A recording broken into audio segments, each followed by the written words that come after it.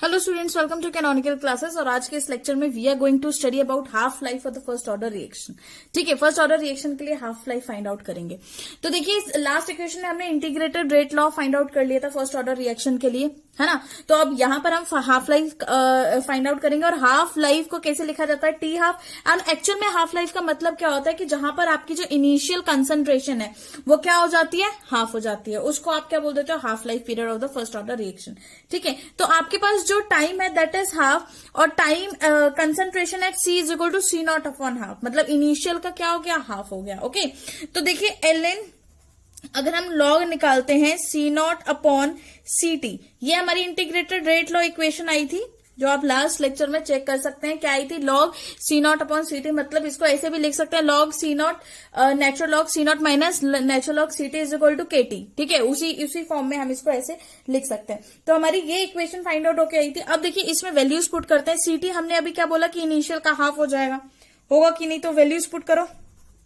L N C naught upon C naught का half is equal to K T भी क्या हो जाएगा? आपका हाफ हो जाएगा, राइट।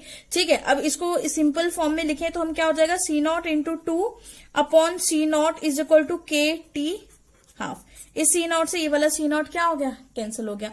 तो ये यहां पर जो वैल्यू आपकी रह जाएगी that is natural log 2 is equal to K T half. अगर हमें टी हाफ की वैल्यू फाइंड आउट करनी है तो के को इसके नीचे लेकर जाए तो T half is equal to, T half किसके इक्वल हो जाता है? एल एन 2 अपॉन के। ठीक है, यहां से आपने टी हाफ की वैल्यू फाइंड आउट कर दी। अब देखिए इस नेचुरल लॉग को आप लॉग बेस ई भी लिख सकते हैं, या अगर हम बोलें कि हमें इसको लॉग बेस 10 में कन्वर्ट करना है, मतलब नेचुरल लॉग को हमें किस में कन्वर्ट करना है? लॉग बेस 10 में कन्वर्ट करना है। तो हमें पता है कि हमें क्या करना पड़ता है। जो नेचुरल लॉग होता है वो 2.303 लॉग बेस 10 के इक्वल होता है कि नहीं? ठीक है, तो बस ये वैल्यूज यहाँ पे पुट कर दो। तो देखिए हमारे पास क्या आ जाएगा? T half is equal to, T half किसके इक्वल हो जाएगी? 2.303 लॉग बेस 10 2 आ गया ये। ठीक है, डिवाइडेड बाय, इस पूरी इक्वेशन को किससे डिवाइड कर देना? आपने के से डिवाइड कर देना है। ठीक है, अब यहां पर log 2 की वैल्यू आप फाइंड आउट करेंगे लॉग टेबल से, जो कि कितनी फाइंड आउट होकर आएगी आपको? लॉग बेस 10 की वैल्यू कितनी होती है? log 2 की वैल्यू होती है 0.3010, राइट। तो बस वैल्यूज पुट करिए तो आपके पास क्या आ जाएगा? T half is equal to 2.303 into 0.3010 divided by what? Divided by K. ठीक है, जिसको मल्टीप्लाई करके जो आपकी इक्वेशन बन जाएगी दैट इज 0.693 अपॉन के। तो ये है फर्स्ट ऑर्डर रिएक्शन का हाफ लाइफ, मतलब half life of the first order reaction, जो कि वेरी वेरी इंपॉर्टेंट है। ठीक है, इस केस में अब देखिए हमने यहाँ पे फर्स्ट ऑर्डर रिएक्शन के लिए हाफ लाइफ तो निकाल ली। अब जरा पीछे बैक में चलते हैं, थोड़ा सा रिकैप करते हैं। देखिए in case of zero order reaction में, जीरो ऑर्डर रिएक्शन के केस में हमने क्या देखा था? जीरो ऑर्डर के केस में हमने क्या देखा था कि जो फॉर जीरो ऑर्डर, पहले लिख देती हूँ यहाँ पे, for zero order, zero order के केस में हमने एक चीज नोटिस करी थी, जो उसका टी हाफ था that was directly proportional to the initial concentration. वो इनिशियल कंसंट्रेशन के डायरेक्टली प्रोपोर्शनल था, मतलब कि टी हाफ जो है वो इनिशियल कंसंट्रेशन पे डिपेंड कर रहा है ना। जितने ज्यादा कंसंट्रेशन होगी उतना ही उसका टी हाफ हो जाएगा। वहीं पे अगर हम बात करें फर्स्ट ऑर्डर रिएक्शन की, फर्स्ट ऑर्डर रिएक्शन के टी हाफ की बात करें तो T half does not depend upon initial concentration. यहां पर देखो कोई इनिशियल कंसंट्रेशन का जिक्र ही नहीं हुआ है। ठीक है, तो हम लिख सकते हैं, ये एक इंपॉर्टेंट चीज है for first order reaction. For first order reaction T half is independent of, T half is independent of, T half किसके independent है? is independent of initial concentration, initial concentration। ठीक है, T half is independent of initial concentration। Dissociation of zero order and first order reaction. तो अब देखिए dissociation करवानी है, dissociation find out करनी है आपने zero order and first order reaction की। ठीक है, सपोज आपके पास कोई भी एक रिएक्टेंट है, ए से प्रोडक्ट बना बी, राइट हमने इसकी इनिशियल कंसंट्रेशन क्या ली थी सी नॉट, और उस टाइम पे हमने बोल दिया टाइम 0 के ऊपर ये कंसंट्रेशन थी सी नॉट, और उसके लिए हमने बोल दिया था प्रोडक्ट इज बी, जो कि बिल्कुल क्या हो गया आपका 0, और time T is equal to T time के ऊपर जब मैंने कंसंट्रेशन देखी तो ये क्या थी सी टी, और सपोज कर लेते हैं हमारा जो प्रोडक्ट बना है दैट इज एक्स। ठीक है, ये जस्ट एक अजम्पशन है कि प्रोडक्ट हमारा क्या बना एक्स बना है। तो अगर मैं देखूं सीटी को फाइंड आउट करें तो सीटी कैसे निकाल सकते हैं, इनिशियल कंसंट्रेशन में से जितना भी प्रोडक्ट बना है अगर मैं उसको माइनस कर दूं तो आपके पास जो कंसंट्रेशन आ जाएगी वो उस टाइम की कंसंट्रेशन आ जाएगी, मतलब टी टाइम की कंसंट्रेशन आप फाइंड आउट कर लोगे, राइट। ठीक है, तो सी नॉट में से आपने प्रोडक्ट माइनस कर दिया, सी टी आपके पास आ गया टाइम टी। अब नाउ क्वेश्चन इज की डिग्री ऑफ डिसोसिएशन हमें फाइंड आउट करनी है। तो what is degree of dissociation? सबसे पहले तो डिग्री ऑफ डिसोसिएशन को अल्फा से डिनोट किया जाता है। ठीक है, इसको बोला जाता है degree of dissociation. This is your degree of dissociation. और डिग्री ऑफ डिसोसिएशन किसी भी मॉलिक्यूल का कैसे फाइंड आउट किया जाएगा? देखिए सबसे पहले तो क्या करना पड़ेगा कि degree of dissociation is equal to कितना डिसोसिएट हुआ है डिवाइडेड बाय टोटल कंसंट्रेशन, मतलब जितना भी डिसोसिएट हुआ है इनिशियल कंसंट्रेशन से उसको ऊपर लिखेंगे, डिवाइड कर दो उससे जो इनिशियल कंसंट्रेशन थी उसकी। तो अगर मैं इस इक्वेशन के अकॉर्डिंग देखूं तो कितना डिसोसिएट हुआ है, मतलब कितना प्रोडक्ट बना है दैट इज एक्स। ठीक है, initial concentration was C naught. तो एक तरीके से हम ये बोल सकते हैं alpha is equal to X upon C naught is degree of dissociation. ठीक है, लेकिन for different type of reactions के लिए अब हम फाइंड आउट कर लेते हैं। तो सबसे पहले अगर हम बात करें for zero order reaction, right सबसे पहले हम लेते हैं फॉर जीरो ऑर्डर रिएक्शन।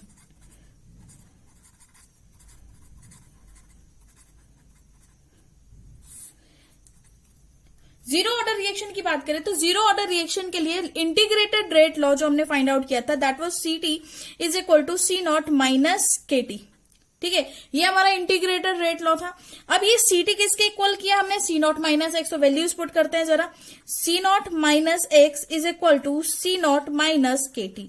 इस इक्वेशन को वन इक्वेशन मान लेते हैं। ठीक है, अब जो ये पूरी इक्वेशन है divide this equation by C naught. इस पूरी इक्वेशन को किससे डिवाइड कर देते हैं, सी नॉट से। ठीक है, divide this equation by C naught. इस पूरी इक्वेशन को आप सी नॉट से डिवाइड करिए तो क्या आएगा, C naught minus x upon C naught is equal to C naught minus के टी अपॉन सी नॉट।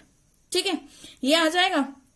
तो ये इसको कैंसिल आउट करके ये क्या हो जाएगा, one minus x upon C naught, one minus x upon C naught is equal to one minus के टी अपॉन सी नॉट। यही आ जाएगा, वन माइनस के टी अपॉन सी नॉट और one minus x upon C naught. ठीक है, तो यहां से देखिए अगर हम यहां से अल्फा की वैल्यू पुट करें, मतलब अगर मैं देखूं कि अल्फा मेरा क्या था एक्स अपॉन सी नॉट, तो ये X upon C naught is alpha, तो मैं इसको ऐसे लिख सकती हूँ one minus alpha is equal to one minus के टी अपॉन सी नॉट।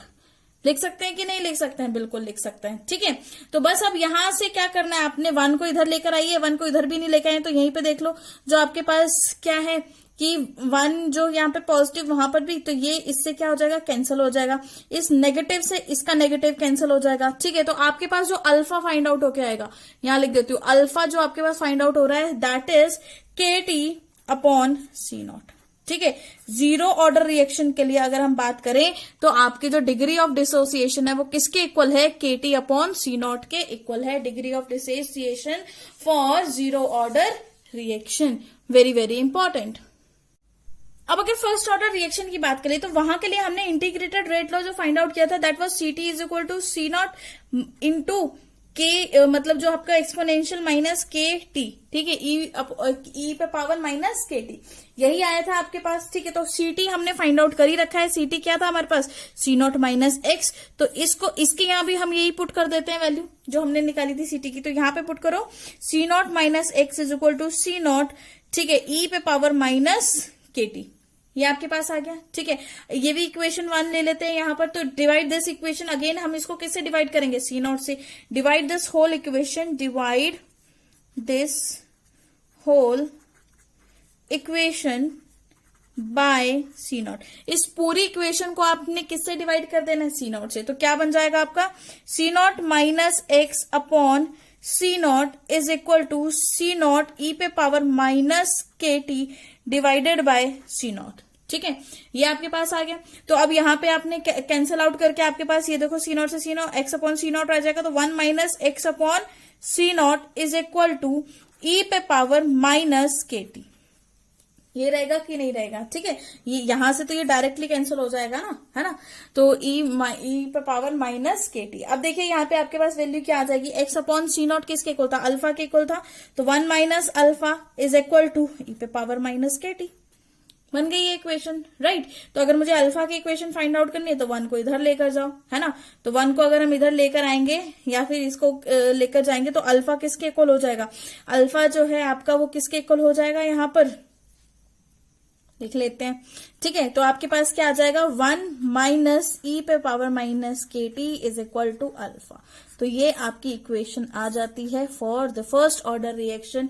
मतलब फर्स्ट ऑर्डर रिएक्शन के लिए जो डिसोसिएशन है, डिग्री ऑफ डिसोसिएशन है, वो 1 माइनस ई पावर माइनस के टी। ठीक है, ये आपकी डिसोसिएशन हो गई, डिग्री ऑफ डिसोसिएशन होगी for the first order reaction.